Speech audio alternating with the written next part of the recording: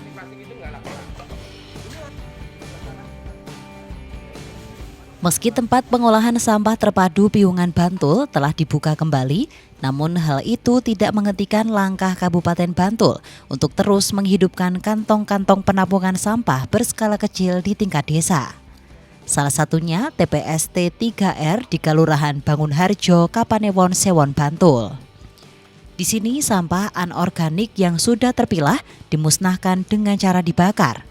Konsep yang diinisiasi bersama Bumkal Bangkit karya Bangunharjo ini menyediakan 2 tungku pembakaran yang berkapasitas masing-masing 1 ton per harinya. Tungku raksasa berbahan bata ringan ini di dalamnya juga dirancang dengan sistem konverter guna menetralisir asap hasil pembakaran sehingga tidak menimbulkan polusi udara. Selain dibakar, sampah berjenis plastik sebagian juga didaur ulang menjadi sebuah kerajinan yang bernilai ekonomis. Sistem pengendalian sampah ini bakal terus dikembangkan sebagai langkah mewujudkan Bantul bersih sampah 2025 secara mandiri dengan target sampah selesai di tingkat desa. Kami melihat dari warga kami itu kesusahan untuk membuang sampah. Bahkan saya sendiri dulu pernah, saya itu membawa sampah 1 plastik itu mau saya buang kali rasanya nggak sampai hati. Akhirnya saya bawa pulang lagi, akhirnya saya buang ke pasar di tempat pembuangan sampah. Nah, dengan adanya itu kami menyetuskan seperti ini, terus saya mengumpulkan tokoh-tokoh masyarakat. Saya membuat TPS di Perbuanwojo, sama Bumkal mempunyai inisiatif membuat tungku untuk mengatasi sementara. Karena untuk mesin itu kan prosesnya lama. Tungku untuk ini 1 tungku ini bisa 1 ton untuk pembakaran 1 hari. Jadi kalau 2 tungku ini paling tidak 2 ton bisa habis terbakar.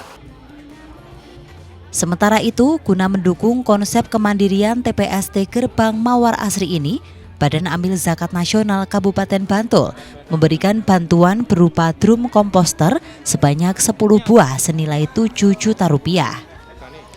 Drum komposter ini sebagai alat untuk mengelola sampah organik tanpa mesin yang jika mampu dikelola secara mandiri dan profesional justru memiliki potensi ekonomi yang tinggi.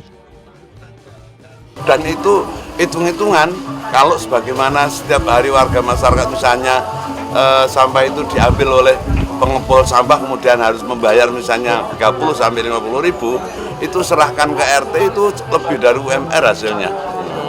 Dan hasil dari komposter ini nanti hasilnya kompos itu juga rezeki lagi sebenarnya. Ada nilai ekonomisnya yang sangat besar.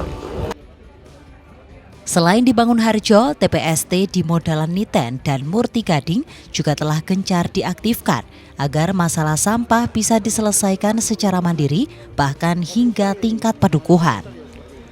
Melalui SK Bupati, Pemkab Bantul juga akan mengoptimalkan pengolahan sampah di tingkat pedukuhan dengan menggunakan dana dari P2BMP atau Program Pemberdayaan Masyarakat berbasis pedukuhan senilai 50 juta rupiah.